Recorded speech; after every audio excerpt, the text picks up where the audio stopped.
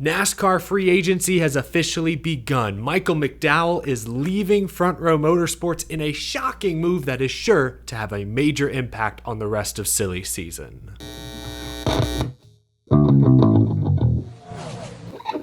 How's it going, y'all? My name is Eric. Welcome to Out of the Groove midweek edition, and boy, we've got some big breaking news to break down. This morning, veteran NASCAR Cup Series driver Michael McDowell announced he will not return to Front Row Motorsports next season. This was his statement. For the last 7 years, I've been fortunate to call Front Row Motorsports home. Together, we've challenged the giants of NASCAR, leaving a mark on the sport that I'm proud to have been a part of. Over half of my Cup Series starts have been made under the Front Row banner, and I'm thankful for each and every one of them. With that being said, my family and I have made the bittersweet decision that it's time for us to embark on the next chapter of our motorsports journey, making 2024 my final season as the driver of the number 34 Ford Mustang Dark Horse for Front Row Motorsports. If last week was like NASCAR free agency preseason with Stenhouse announcing a contract extension, this announcement from Michael McDowell today is like free agency opening day. We're here. It's happening. Stuff's going down. Going back to McDowell's statement, he says, "Rest assured, there's still a lot of racing left this season, and I'm fully committed to doing whatever it takes to get Front Row another win and another playoff berth. We're not slowing down until the checkered flag flies in Phoenix. I look forward to continue driving for many years to come and can't wait to share my future plans with you all soon." Michael McDowell is 39 years old. He'll turn 40 in December. Front Row Motorsports owner Bob Jenkins released his own statement saying, in part, "We're sad to see Michael leave, but wish him, Jamie, and his family nothing but the best as he moves on to another chapter of what is already an incredible racing career." Michael McDowell making a move. Bob Pockrass, Fox Sports reporter, says McDowell will likely end up with Spire. Hey, Eric from the future here, just to interrupt. It's now confirmed Michael McDowell will drive for Spire Motorsports in the number 71 next year. Zane Smith is out. Gosh, the ink on that contract must have dried quickly. Did not expect an announcement so soon, but now it is confirmed. McDowell to the 71. Just keep that in mind. Spire Motorsports. All right, lots to break down here. Let's start with the timing. It's pretty early in the season to already announce such a major move. We're not even technically halfway through the regular season yet, and McDowell is now in a lame duck season. The timing is also interesting because of what we discussed on the show just yesterday. Rumors have recently popped up that Front Row Motorsports is in the market for a third charter. There have been some wild speculation recently that Front Row and Stewart-Haas could somehow merge. And I read just this morning in a Matt Weaver article that, speaking of Stewart-Haas, just about everything is for sale. The entire building, their racing operations. There is a lot going on seemingly all at once. I do believe this was Michael McDowell's decision, ultimately. I don't think this is a case where Front Row is forcing him out or say there is truth to the Stewart-Haas rumors. I don't think this is a case where McDowell is getting forced out to make room for, I don't know, Ryan Preece or Josh Berry or Noah Gragson or someone like that. I do believe, speaking of timing, that McDowell sees potential traffic up ahead and decided that now is the right time to exit the freeway, especially if Spire Motorsports is willing to throw the bag at a veteran racer, a proven winner, a guy who's made the playoffs 2 of the last 3 seasons. Spire Motorsports is still a young, up-and-coming race team going through growing pains. A veteran driver like Michael McDowell could be exactly what they need. They've got 2 rookies on their team this season. They need experience. So I do believe this was a Michael McDowell decision. I believe Spire Motorsports is probably offering him a really good deal. It would have to be a good contract to lure me away from Front Row Motorsports because while Spire is an ascending team, I believe, so is Front Row. And I would argue right now Front Row Motorsports is like a year or 2 ahead of Spire. Front Row has made the playoffs. Spire Motorsports hasn't. Front Row has made the playoffs 2 of the last 3 years. Spire hasn't even sniffed them. Front Row this year is building up their team. They've strengthened their alliance with Ford, with Penske. Spire, still, to my knowledge, not a Chevy key partner, at least not technically. Both teams are trending upward, but I think Front Row is ahead. So why take possibly a small step back to Spire unless they're giving you a really good deal? You know, I guess, and now I'm just thinking out loud, not all the grass is greener on the Front Row Motorsports side. Front Row likes to work in short-term, one-year deals. Spire may offer more stability. And also, to be more blunt,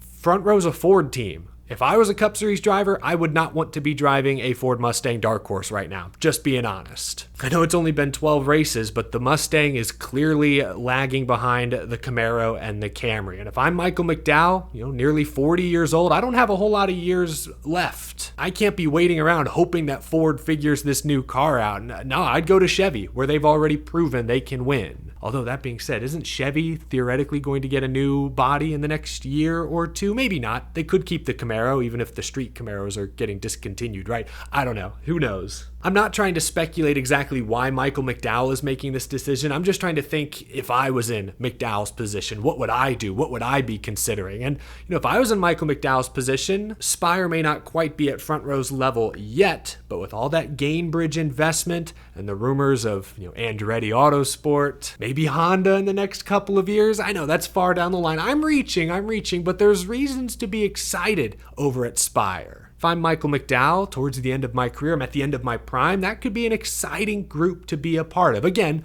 assuming the price is right. Let's talk ripple effects. If Michael McDowell ends up at Spire Motorsports, it has to be the 71 car, right? Spire has 3 charters. Corey LaJoie, he's their anchor. He's been there since 2021. I believe he's got a multi-year deal. Carson Hocevar has shined so far this year. He's been the best performing Spire driver in 2024. So that leaves the 71, right? It's easy to kick Zane Smith to the curb. He's a Trackhouse driver, and we know Trackhouse has been aggressively pursuing a 3rd charter. Let them worry about what Zane does. But if we go back to Front Row Motorsports now, they've got at least 1 seat to fill. I think there is some truth to these wild Stewart-Haas racing rumors. Is it a straight-up merger? I don't know about that, but I told you guys I'd heard rumors a few weeks back about Cole Custer potentially going to Front Row.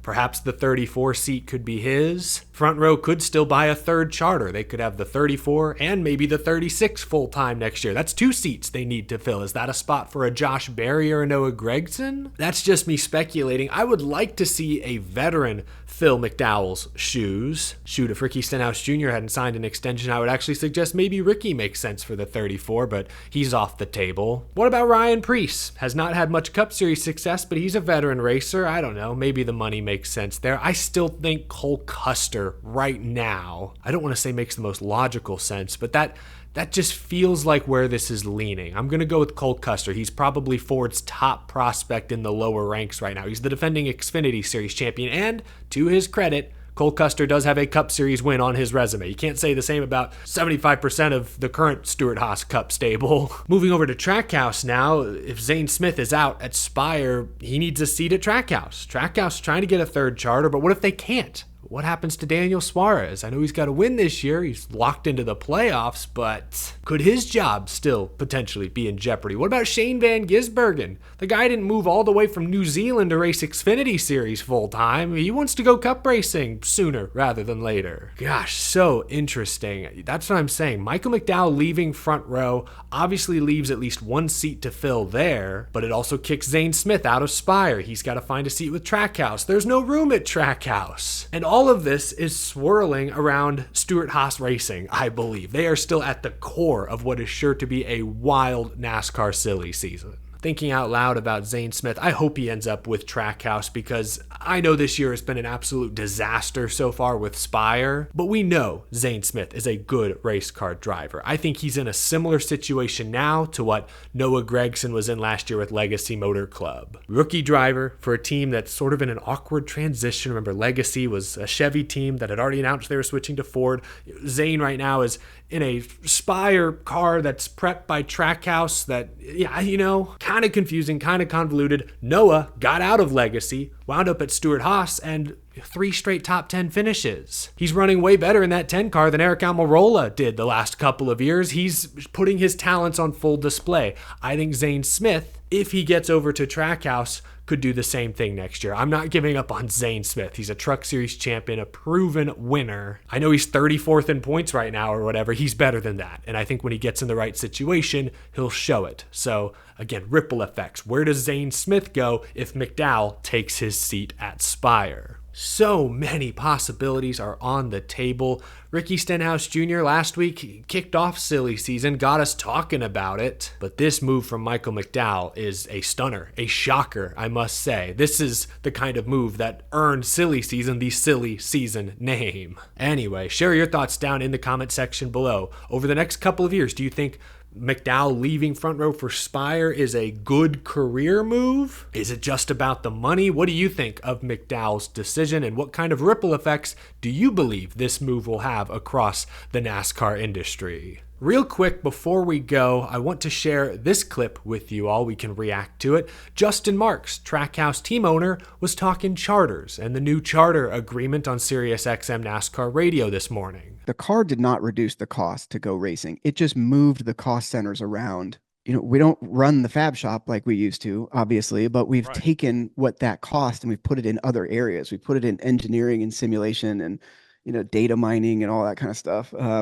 Pause right there real quick. We've heard in the past that NASCAR may want the teams to accept some sort of spending or cost cap. I wonder if that's something Trackhouse would be willing to accept. Is that something NASCAR can reliably enforce? Because it sounds like, and I'll play the rest of this clip in a moment, it sounds like NASCAR is willing to give the teams more money, a larger split of the TV revenue, but they want to cap the spending so that 5 years down the line, the teams aren't still complaining that it's too expensive to be competitive. I don't know enough to know if that's a good solution, but that seems to be what NASCAR has pushed for in the past. Could they get it with this next charter agreement? Remains to be seen. But let's continue. Justin Marks' tone during this clip is very different from what we've heard from other team owners. I think we are going to definitely end up in a better place at Daytona than we are today, for sure.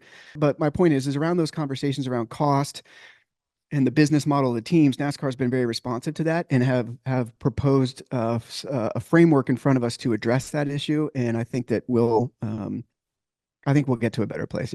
Yeah, compare Justin Marks' comments to what we've heard from Denny Hamlin, Curtis Polk, Michael Jordan of 23XI Racing. Night and day. Justin Marks saying, yeah, NASCAR is very responsive. I think we'll end up in a good place. There's a light at the end of the tunnel. Versus Michael Jordan saying recently that NASCAR will die if the charter agreement isn't made permanent. Quite the difference in tone. But this goes back to what we discussed last week. How do the teams stay united when negotiating against NASCAR? 23XI is clearly pushing hard while other teams, like Trackhouse perhaps, seem okay with the offer NASCAR has presented. According to recent reports, NASCAR is likely going to present a fully written out new charter agreement / proposal sometime in the coming weeks, and teams will likely have to vote yay or nay.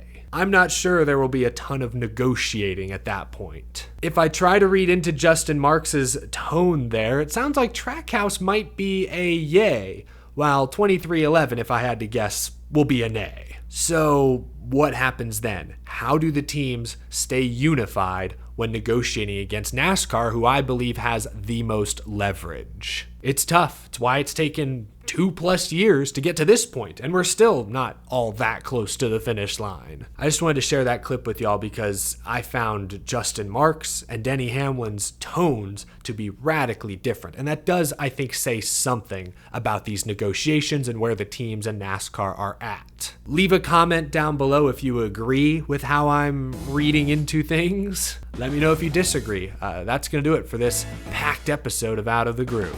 Leave a like if you enjoyed this video. Subscribe if you're new to the channel. That button is down there somewhere. And a huge thank you to my very generous Patreon supporters. It's been a busy news week. It's also throwback week, so expect some throwback paint scheme videos coming here in the next day or so. Hope you all have a wonderful rest of your Wednesday. Take care, y'all.